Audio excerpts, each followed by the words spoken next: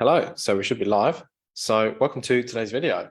So today I want to be talking to you about gut health and how to get through a gut health flare-up as fast as possible.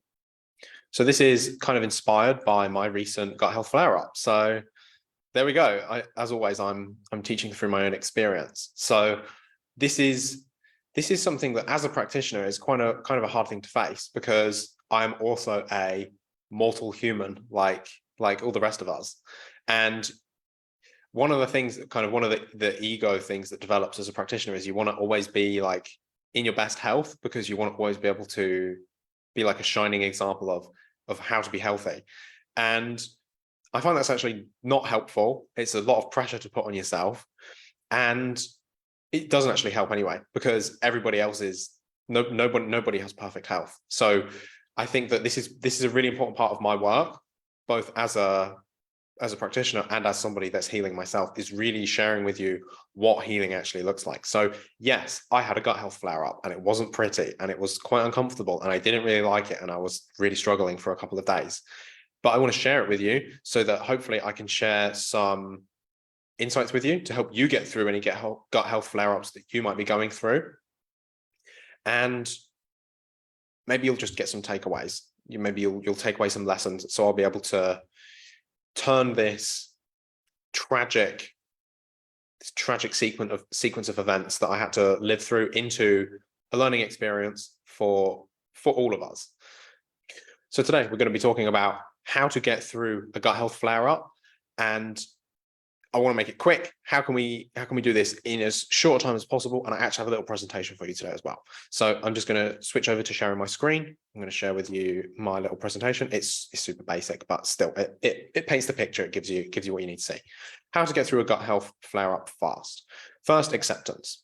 So a little note just before I start, this isn't for somebody that has a chronic health problem, like a chronic gut problem, like how are we just going to fix it, like the click of your fingers. Some of this might be applicable, but this more works for if you've made some progress in your gut health journey and maybe your gut has been really, really bad. Like for me, I had to eat 5 different foods for about 5 years. So I was on a really restricted diet. My gut would affect autoimmunity. It could trigger skin problems. It could trigger like mental health problems like anxiety, depression. It could trigger fatigue and autoimmune flare-ups like Sjogren's syndrome, things like that. But I don't live with that on a daily basis now. Like my gut is actually amazing overall. But I had a little flare-up. So I'm going to hopefully help you today figure out how, if you do have a little flare-up, if your gut is way better than it has been and you have a little flare-up, how can we get back on track really fast? First step is acceptance. This was really hard for me. This was actually the hardest step in this whole process. And the reason for this actually kind of comes up here in the second part, which is processing surface level emotions. And I'm going to walk you through both of these now. So you have to accept where you're at. Like this is true for all things in life. Like if you want to get wherever you want to go, you have to be accepting of where you're at. And I had a really bad gut health flare-up. I ate a food that was really far out of my comfort zone, and I accidentally forgot to take some of my digestive support supplements with it, so a digestive enzyme. And this was really a recipe for disaster for me. And for me, when my gut health flares up and I have problems, I really have problems with certain foods, particularly high fiber and raw foods. And it really affects my motility. My motility really slows down and it gives me a lot of pain and physical discomfort. So the first step in acceptance here was really hard for me because there was a part of me that was saying, if you accept that your gut health is having a flare up, then maybe you're going to go back to where you went a year and a half ago, 2 years ago, when you could only eat 5 foods.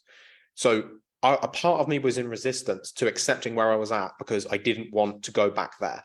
And that's not actually the reality of the situation. Like that wasn't reality, but there was like this emotional fear that if I accepted I was having a gut health flare up, it would actually mean that I was still really sick and my life was going to be what it was like 2 years ago.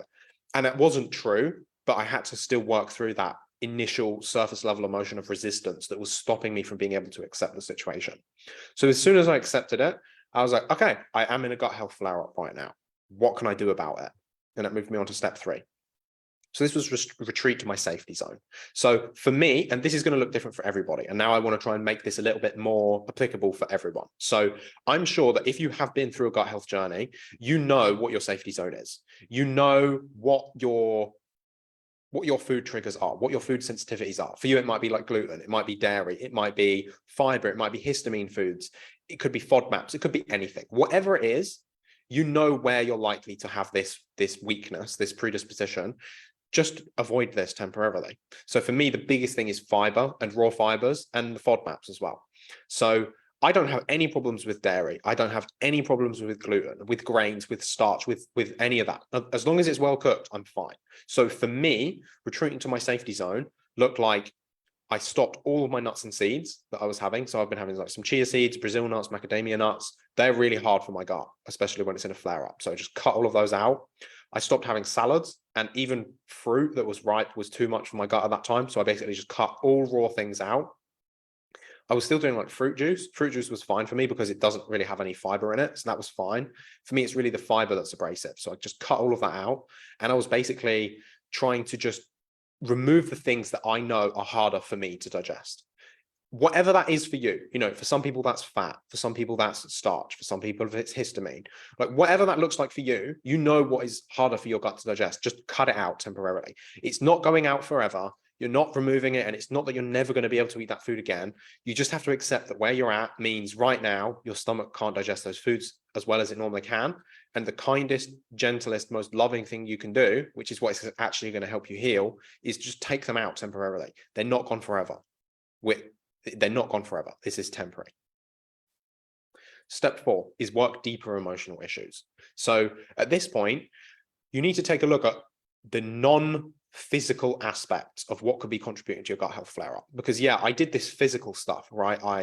I ate some foods that were out of my comfort zone, and I didn't take my digestive enzyme, and there were physical factors that influenced this. But there were also a lot of other things going on too. I've been working on my wound with my father, working on some trauma there.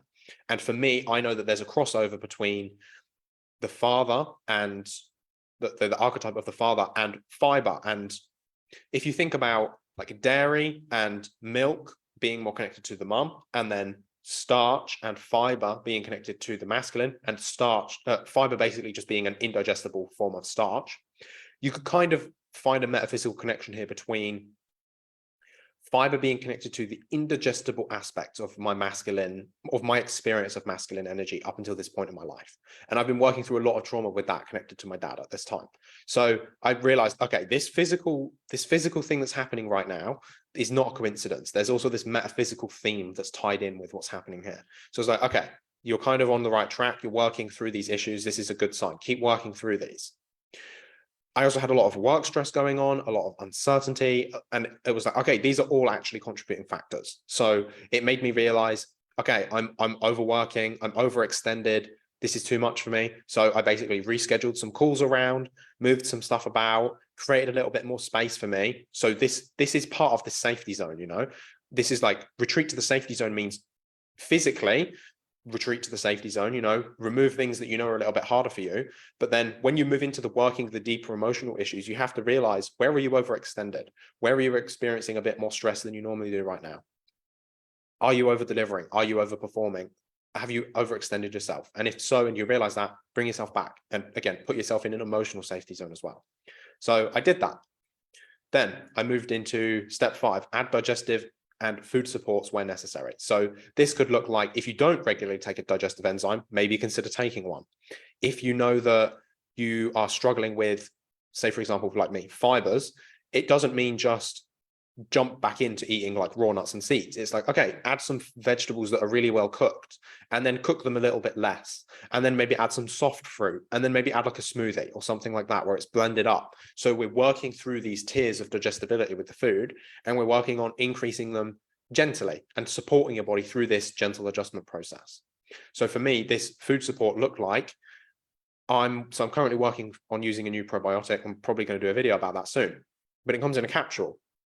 And I was like, I can feel my digestive system needs more probiotics, but if I take the full capsule, that's going to be too much, and it's going to push me out of my Goldilocks zone, and it's actually going to trigger the gut health flare up even more. So I was like, okay, well, like it's a capsule, I can open it. So I opened the capsule and I was doing a sprinkle of a dose and just give myself the right amount. So at this point, it's really about how can you modify what you know works for you to be really gentle and really supportive and really take care of yourself in a really good way. Be really gentle, be really soft with yourself, kind of treat yourself like a baby. If a baby's having a gut health problem, you don't just like shout at it and like force it to take probiotics and then make it digest really difficult to digest foods. You take really good care of it, blend its food up, make purees, make smoothies, give it broth, give it really well cooked meat. Don't force it to eat things that are really hard. You want to take the same approach with yourself. Be really, really gentle and add in things that help. Like if you've taken glutamine in the past and that helps when your gut's flaring up, now is the time to use it. If you've got things that really helped in your healing process, but you've discontinued using them because you don't need them anymore and your gut health's actually been really good for a while. Like for me, up until this flare up, my gut health has been solid for like a year and a half. I haven't had a flare up in over a year and a half, which is amazing. But then as soon as it did flare up, it was like, okay, I know this works, this works, this works, and this works for me. So I'm going to use these things. So you probably have an arsenal of tools that helped you in the past. Now is the time to use them. Use them again. You probably won't need to use them for very long. You'll be surprised. Your gut, so for me, in a year and a half, my gut healed so much. And this flare up, if this flare up had happened to me, as I said, a year and a half, 2 years ago, it would have taken me like months to recover, 6 weeks to recover. I basically did it in like a week, and you can do that if you really know how to take really good care of yourself. You accept where you are and you really do take good care of yourself through that process. So step 6 looks like expanding the comfort zone with logic and care. So this means start moving back towards normality in a really gentle way and use your mind, like be smart about it. Like for me, I know that there's tiers of digestibility of foods. Like for example, well cooked food is easier than lightly cooked food, which is easier than raw food, like salads and stuff, which is easier than like nuts and seeds. So I went through these progressions and added one at a time in small amounts and then increased them to sort of build up my sense of safety around these foods and seeing and sort of like probing to see where my gut was like, okay, is this okay? Is this not? So for example, this was about a week ago now. So I'm just like literally on the edge of this, just coming out. Yesterday, I pushed my zone a little bit. I had some black beans and I had some burgers that had a lot of garlic in. And for me, FODMAPs, particularly garlic, can be a bit of a trigger, and beans can be a bit of a trigger as well. Individually, they were both fine. Together, it's too much for me right now. I still need like a week or two before I'm fully adjusted back. So it's like, okay, I accept that. That's fine. I pushed that comfort zone just a little bit too far, and I felt a little bit worse for it yesterday. It's like, okay, I'll accept that. That's fine. I'll just refrain a little bit. I know I'm not fully there yet. So I'm just moving back a little bit. And so this is what I mean. Do it with logic, like do it methodically, but also do it with care. Like just because you think you're ready to take the next step, if you take it and it doesn't go as well as you thought it would, then it's okay. Just take a little step back, give it another couple of days, and then you'll be ready to move forward and everything will be fine. You have to be really careful with yourself through this process. And you also have to be working the emotional stuff the whole time. I was really afraid that I was going back into what my health was like a year and a half ago. I was really angry that this was happening. I'm like, I don't have time for a gut health flare up right now. I'm doing really important things in my work, in my business. Like I've got some really like clients that I really like working with. Like I don't have time for this like right now. It made me kind of angry. And then I was realizing, oh, it's making you feel angry because you feel powerless.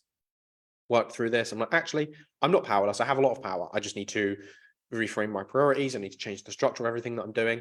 And in doing so, everything's working out, and it's actually working out for the best. So expand the comfort zone with logic. So be methodical and care, like be compassionate, take time in your expansion. And 7, have realistic expectations. So this kind of ties into that.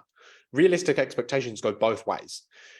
If you know that your gut health is still a little weak, like it's going to take you a little bit more time to come out of a flare up. If like me, it's been like a year and a half since last time, I was thinking like, oh yeah, it's going to take you like a month to get out of this. It's been like a week and I'm almost normal again already. So it's like, I was under expecting what I would be able to do. Many people might over expect. Either way, you just have to try and measure your expectations and think, okay, is this realistic? Am I being fair with myself? If your comfort zone is not very large, if your Goldilocks zone is still quite small, if you keep trying to force yourself to heal more quickly than is actually helpful for you, that's actually going to slow you down. So having those realistic expectations is not just important for healing, but it's also makes you heal as fast as possible. So going too fast or too slow they actually both slow you down. So going the right amount of speed, like doing it properly, is the fastest way that you can move through this.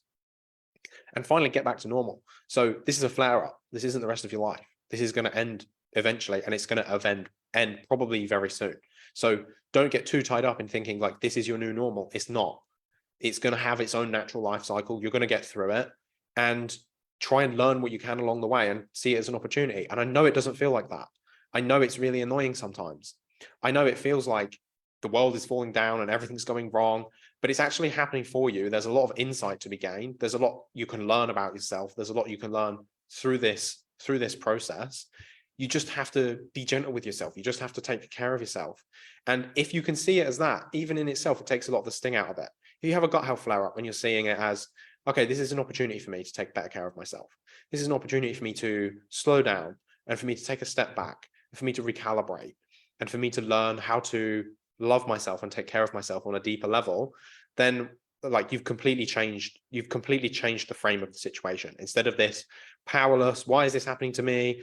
I'm never going to heal.